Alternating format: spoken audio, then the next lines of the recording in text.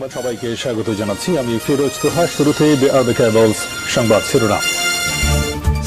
বাংলাদেশের সর্বশেষ গুরুত্বপূর্ণ আপডেট সংবাদে আপনাকে স্বাগত। শুরুতেই সংবাদ শিরোনাম, পরে বিস্তারিত।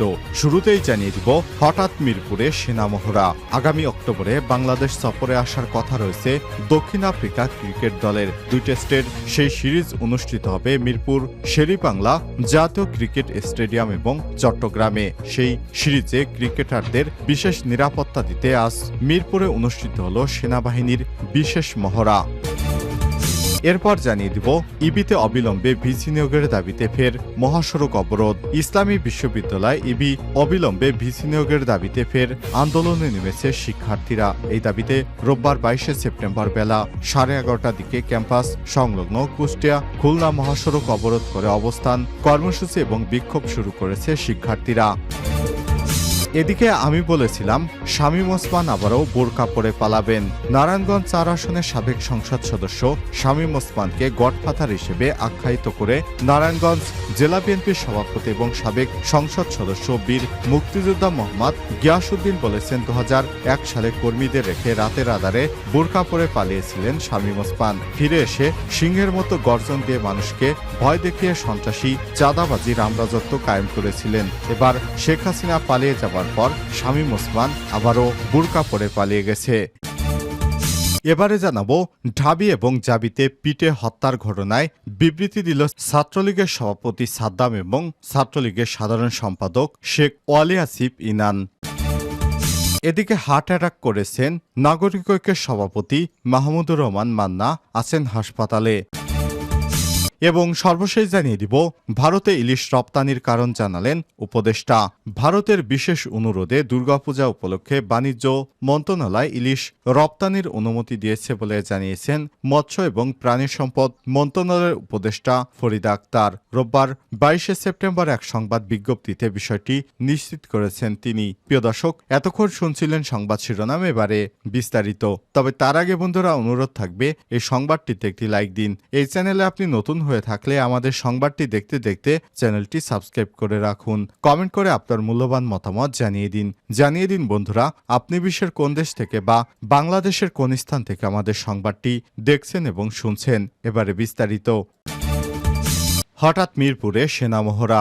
আগামী অক্টোবরে বাংলাদেশ সফরে আসার কথা রয়েছে দক্ষিণ আফ্রিকা ক্রিকেট দল। 2 টেস্টের সেই সিরিজ অনুষ্ঠিত হবে মিরপুর শেরেবাংলা জাতীয় ক্রিকেট স্টেডিয়াম এবং চট্টগ্রামে। সেই সিরিজের ক্রিকেটারদের বিশেষ নিরাপত্তা দিতে রোববার সেনা মহড়া দিয়েছে সেনাবাহিনীর একটি দল। মহড়া উপলক্ষে মিরপুরে সেনাবাহিনীর সশস্ত্র মহড়া দিয়েছেন এবং আকাশে হেলিকপ্টারও উড়িয়েছেন। মোটামুটি যুদ্ধের আবহ নিয়ে মিরপুরে মহড়া দিয়েছে বাংলাদেশ সেনাবাহিনী। মূলত অক্টোবরের মাঝামাঝি পটিয়াদের বাংলাদেশ সফরের নিরাপত্তা প্রদান নিয়েই এই আয়োজন। আসন্ন এই সফরের আগে শনিবার 21শে সেপ্টেম্বর পটিয়াদের 3 সদস্যের প্রতিনিধি দল ঢাকায় নিরাপত্তা ব্যবস্থা পর্যবেক্ষণ করতে রোববার 22শে সেপ্টেম্বর চট্টগ্রামের জহুর আহমেদ চৌধুরী স্টেডিয়াম ঘুরে দেখবে পর্যবেক্ষক দল। এরপর আগামীকাল তাদের শেরেবাংলা স্টেডিয়াম পরিদর্শন করার কথা রয়েছে। তাদের পরিদর্শনের একদিন আগেই রোববার মিরপুরে বিশেষ মহড়া দিল সেনাবাহিনী। সকাল থেকেই হোম অফ ক্রিকেটে আসন্ন সিরিজের জন্য নিরাপত্তা ব্যবস্থার জন্য সর্বাত্মক প্রস্তুতি নিতে দেখা গেছে সেনাবাহিনীকে। এরপর দুপুর 12টার কিছুক্ষণ পর শেরেবাংলা আকাশে উঠতে দেখা যায় হেলিকপ্টার। কয়েক মিনিট প্রদক্ষিণের পরপরই ত্যাগ করে সেনাবাহিনীর সদস্যরা মাঠ। এছাড়াও মিরপুর মাঠের চারিদিকেও প্রদক্ষিণ করে হেলিকপ্টার। আসন্ন সিরিজের জন্য সব ধরনের নিরাপত্তা দিতে প্রস্তুতির অংশ হিসেবে এই কাজ করেছে সেনাবাহিনী। এর আগেও বিভিন্ন সময় সিরিজ বা টুর্নামেন্টের আগে এমন মহড়া দিতে দেখা গেছে মিরপুরে। ইবিতে অবিলম্বে ভিসি নিয়োগের দাবিতে ফের মহাসড়ক অবরোধ। ইসলামী বিশ্ববিদ্যালয় ইবি অবিলম্বে ভিসি নিয়োগের দাবিতে ফের আন্দোলনে নেমেছে শিক্ষার্থীরা। রোববার 22শে সেপ্টেম্বর বেলা 11:30টার দিকে ক্যাম্পাস সংলগ্ন কুষ্টিয়া খুলনা মহাসড়ক অবরোধ করে অবস্থান কর্মসূচি এবং বিক্ষোভ শুরু করেছেন তারা। এর আগে ভিসি নিয়োগে দীর্ঘ সুচিত্রার প্রতিবাদ এবং দ্রুত ভিসি নিয়োগের দাবিতে বেলা 11টায় বৈষম্য বিরোধী ছাত্র আন্দোলনের ব্যানারে বিশ্ববিদ্যালয়ের বটতলা থেকে শিক্ষার্থীদের একটি বিক্ষোভ মিছিল বের হয়। মিছিল শেষে ক্যাম্পাস সংলগ্ন কুষ্টিয়া খুলনা মহাসড়কে জড়ো হন তারা। পরে মহাসড়ক অবরোধ করে অবস্থান কর্মসূচি শুরু করেন শিক্ষার্থীরা। ফলে মহাসড়কের উভয় দিকে তীব্র যানজটের সৃষ্টি হয়েছে। বিসি নিয়োগের আশ্বাস না পাওয়া পর্যন্ত কর্মসূচি চালিয়ে যাওয়ার কথা জানিয়েছেন শিক্ষার্থীরা। এদিন মিছিলে শিক্ষার্থীদের হাতে সবাই যখন স্বর্গে ইবি কেন মর্গে, বিসি বিসি বিসি চাই, ইবিতে ভিসি চাই, বিসি নে ৯ আর ৯ আর ৯, ঢাবিরাবি বিসি পায়, ইবি কেন পিছিয়ে রয়, সংস্কার মনা ভিসি চাই, দুর্নীতিমুক্ত ভিসি চাই, সৎ এবং সাহসী বিসি চাই, ইবির আঙিনায় দুর্নীতিবাজদের ঠাঁই নাই, সেশন জট কবর চাই, এমন নানা লেখা সম্বলিত প্লেকার্ড দেখা যায়। শিক্ষার্থীরা জানান, প্রায় ১.৫ মাস ধরে ভিসিহীন অবস্থায় আছে ইবি। ইতিমধ্যেই দেশের বেশ কিছু বিশ্ববিদ্যালয়ে ভিসি নিয়োগ দেওয়া হয়েছে, তবে ইবিতে এখনও ভিসি না নেওয়ায় শিক্ষার্থীরা তাদের কার্যক্রম স্থবিরতা কাটছে না। এই দাবিতে তারা কয়েক দফায় আন্দোলন করলেও কোনো আশার আলো দেখতে পায়নি। ফলে অবিলম্বে নিরপেক্ষ, সৎ, দক্ষ এবং একাডেমিশিয়ান ভিসি নিয়োগের দাবি তাদের। অর্থাৎ শিক্ষার্থীরা বলছে, অবিলম্বে ইবিতে ভিসি নিয়োগ দেয়া না হলে আমরা আরও কঠোর হতে বাধ্য হব। আমরা আমাদের ক্লাসে ফেরত যেতে চাই, মাঠে নয়। আমি বলেছিলাম শামীম ওসমান আবারও বোরকা পরে পালাবেন।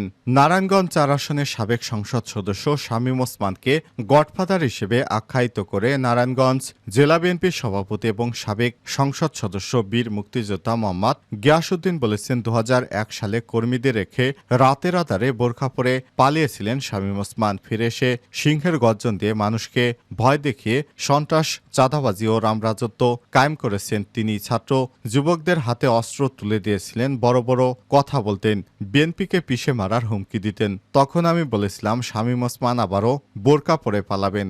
গডফাদার পালিয়েছে, তার কর্মী সমর্থকদের ফেলে রেখে ৫ই আগস্ট তিনি পালিয়ে গেছে। শনিবার ২২ সেপ্টেম্বর বিকেলে নারায়ণগঞ্জের সিদ্ধিরগঞ্জ ৩ নং ওয়ার্ড বিএনপি আয়োজিত সন্ত্রাস, নৈরাজ্য, চাঁদাবাজির বিরুদ্ধে আয়োজিত সমাবেশে তিনি সব কথা বলেন। মোহাম্মদ গিয়াসউদ্দিন বলেন, স্বৈরাশাসকের অন্যতম দোসর শামীম ওসমান হাজার হাজার কোটি টাকা লুটপাট করে বিদেশে পাচার করেছে। ১৬ বছর ফ্যাসিস্ট হাসিনা সরকারের ছত্রছায়ায় এই নারায়ণগঞ্জে জিম্মি করে রেখেছিল শামীম ওসমান। তিনি বলেন, স্বৈরাচার শেখ হাসিনা ক্ষমতায় টিকে থাকতে পুলিশদের নির্বিচারে গুলি চালিয়ে ছাত্র জনতার বুকের রক্ত ঝরেছে। এরপরও স্বৈরাশাসকের শেষ রক্ষা হয়নি। ঐতিহাসিক ৫ই আগস্ট তিনি পালিয়ে গেলেন। তার সঙ্গে সঙ্গে তার দোসরেরাও আত্মগোপনে চলে গেছে। এ সময় তিনি আরো বলেন, অনেক ত্যাগের বিনিময়ে আন্দোলন সংগ্রামের ফসল ঘরে উঠেছে। স্বৈরশাসকদের দোসররা এই আন্দোলনকে প্রশ্নবিদ্ধ করার জন্য নানা রকম অপকৌশল চালাচ্ছে। এ ব্যাপারে সবাইকে সতর্ক থাকতে হবে। কোনো অবস্থাতেই গত ৫ই আগস্টের অর্জনকে প্রশ্নবিদ্ধ করা যাবে না। ঢাবি এবং জাবিতে পিটে হত্যা, বিবৃতি দিল ছাত্রলীগের সাদ্দাম এবং ইনান।